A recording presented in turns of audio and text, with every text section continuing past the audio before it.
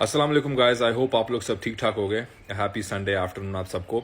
कल मैंने वीडियो नहीं बनाई, कुछ मसरूफ़ था मैं कल अपनी चीज़ों के अंदर। ठीक है, चार्ट्स को कभी भी हल्का मत लो। ये ऊपर डे ट्रेडिंग चार्ट पैटर्न्स हैं। In day trading chart patterns को सीख के आप मार्केट के अंदर बहुत सारी चीज़ों को आइडेंटिफाई कर सकते हैं, बहुत सारी चीज़ों को फुर्सी कर सकते हैं। और इस वक्त मेरे ख्याल से बहुत इंपॉर्टेंट टाइम है आप लोगों को ये दिखाने का कि कुछ ग्रुप के अंदर हम लोगों ने किस तरीके से परफॉर्म किया। ख़ास तौर पर बहुत सारे लोग गोल्ड के बारे में पूछते हैं और मैं आप लोगों को बताता हूँ गोल्ड का जो लेजेंडरी शॉट हमने ग्रुप के अंदर दिया हुआ टॉप कॉल आउट करके, इंशाल्लाह वो किस तरीके से चल रहा है और किस तरीके से उसने प्ले आउट किया है। ये गोल्ड का 11th ऑफ फेब को यहाँ पे आप देख सकते हैं 11th ऑफ फेब है।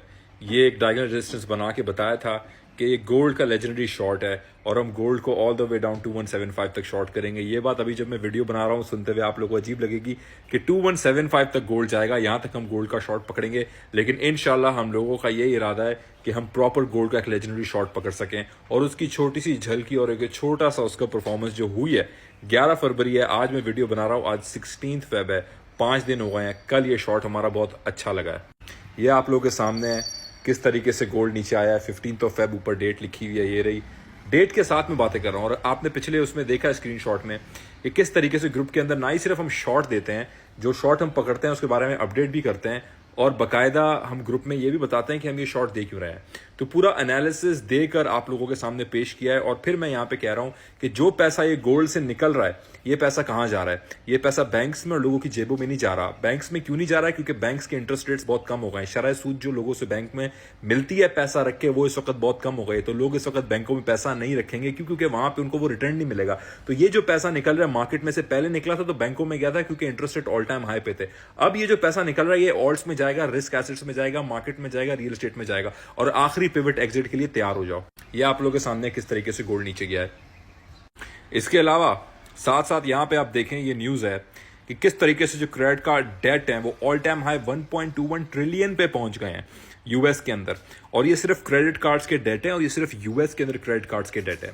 ये न्यूज है, इसकी आप तस्दीक कर सकते हैं। अब आप लोग अगर मेरी पिछली वीडियोस को उठा के देखें, कुछ चंद पिछले महीनों से जो मैं आप लोगों को बात कर रहा हूं, economic blood pressure, economic hypertension की बात कर रहा हूं, वो ये है।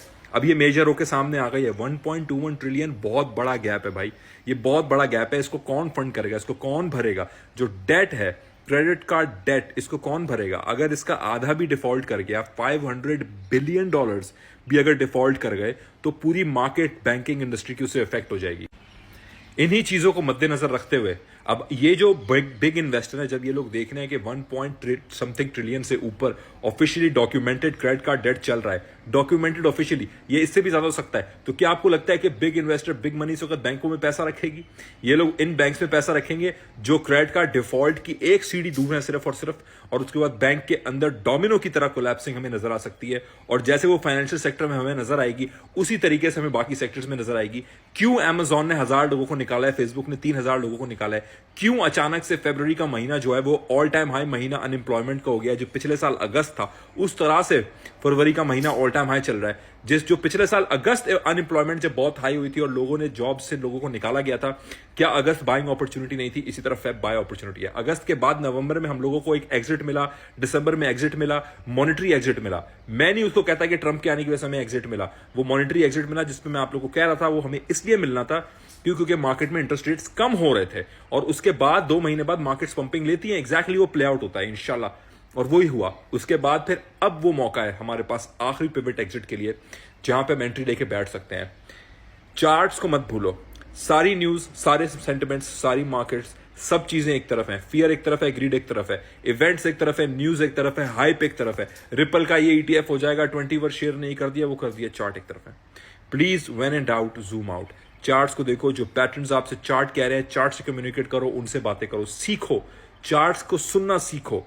जब चार्ट ओपन हो तुम्हें ऐसे होना चाहिए जैसे चार्ट तुमसे बातें कर रहा है। फिलहाल के लिए आप लोगों के लिए अपडेट है, मैं मजीद वीडियो बनाऊंगा। थैंक यू सो मच, जज़ाकल्लाह।